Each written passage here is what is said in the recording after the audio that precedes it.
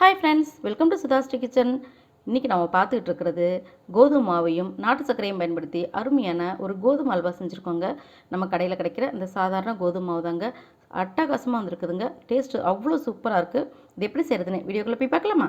கோதுமை அல்வா செய்கிறதுக்கு நாட்டு சர்க்கரை இந்த கப்பில் ஒரு கப் எடுத்துருக்காங்க. இப்போ ஒரு கப்புக்கு நாட்டு சர்க்கரையை இந்த பேனில் போட்டுக்கலாம். ஒரு கப்பு நாட்டு சர்க்கரைக்கு 2 கப்பு தண்ணி சேர்த்துக்கலாங்க. 2 கப்பு தண்ணி சேர்த்தாச்சு. இப்போ இந்த நாட்டு சர்க்கரை நல்லா கரையிட்டுங்க. நல்லா கரைஞ்சோடனே இதை நம்ம வடிகட்டி எடுத்துக்க போகிறோம். பாக்கெல்லாம் வரணும் அவசியம் கிடையாது. இப்போ நம்ம நாட்டு சர்க்கரை சேர்த்த இந்த தண்ணி நல்லா கொதிச்சு வந்துருச்சுங்க. இப்போ தண்ணியை அதை வடிகட்டி வச்சுக்கலாங்க. நிறைய டஸ்ட் இருக்கும் இதில். தண்ணியை வடிகட்டி எடுத்தாச்சுங்க. அடுத்தது நெய் ஒரு கப்புக்கு எடுத்துருக்கேங்க. இதை வானிலையில் சேர்த்துக்கலாம். நெய் நல்லா மெல்ட் ஆகட்டும். ஒரு கப்புக்கு கோதுமை மாவு எடுத்துருக்காங்க. இந்த கோதுமை மாவை இந்த நெய்யில் சேர்த்துக்கலாம். சேர்த்துட்டு அப்படியே கலந்து விட ஆரம்பிச்சிக்கலாங்க. இந்த மாதிரி நல்லா கலந்துட்டுக்கிட்டே இருக்கணுங்க. பச்சை வாசனை போகிற அளவுக்கு இது நல்லா நம்ம வதக்கிக்கணுங்க. கைவிடாமல் கலந்துக்கிட்டே இருக்கலாம், கடி பிடிக்காமல். இப்போ நம்ம கோதுமையை நல்லா இந்த மாதிரி நெய்யிலே வதக்கிட்டே இருக்கும்போது இந்த மாதிரி நல்லா திரியாக அங்கே பார்த்திங்களா, இந்த மாதிரி வரும்.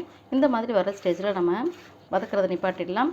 அடுத்தது நம்ம சேர்த்த நாட்டு சர்க்கரை தண்ணி இருக்குது பார்த்திங்களா, இதை நம்ம கொஞ்சம் கொஞ்சமாக சேர்த்துட்டு அப்படியே கலந்து விட்டுக்கிட்டே இருக்கணுங்க.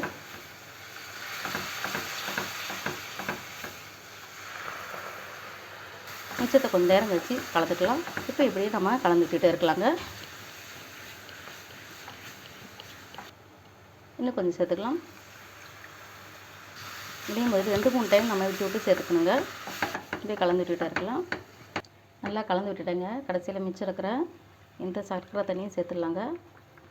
இந்த நாட்டு சர்க்கரை தண்ணியும் சேர்த்துட்டு நல்லா கலந்து விட்டுக்கணுங்க. இது சட்டுன்னு செஞ்சிடலாங்க. ரொம்ப ஈஸி. இப்படி கலந்துட்டு இருக்கும்போது நம்ம சேர்த்த நெய்யெல்லாம் நல்லா பிரிஞ்சு வர்றது நல்லாவே தெரியும். ஒரு அருமையான சாஃப்டான ரொம்பவே டேஸ்ட்டான ஒரு அல்வா ரெசிபிங்க. இப்படி நேற்றுடன்னு ஒரு ட்ரே ரெடி எடுத்து வச்சுக்கலாங்க. நாட்டு சர்க்கரையில் நம்ம செஞ்ச இந்த கோதுமை அல்வாவை இந்த ட்ரேக்கு மாற்றிக்கலாங்க.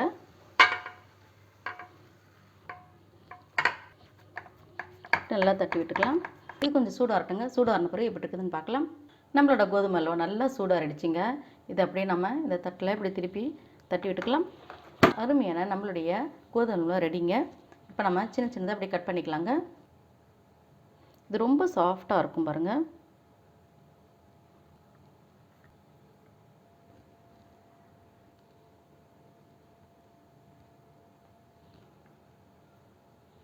நாட்டு சர்க்கரையில் செஞ்ச நம்மளுடைய அருமையான கோதுமை அல்வா ரெடி. உங்களுக்கு இந்த கோதுமை அல்வா பிடிச்சிருந்துச்சுன்னா சுதாஸ்ரீ கிச்சனுக்கு சப்ஸ்கிரைப் பண்ணுங்கள். ஃப்ரெண்ட்ஸ் அண்ட் ரிலேட்டிவ்க்கு ஷேர் பண்ணுங்கள், லைக் பண்ணுங்கள், கமெண்ட் பண்ணுங்கள். ஆரோக்கியமானதை சமைப்போம், ஆனந்தமாக இருப்போம். தேங்க்யூ.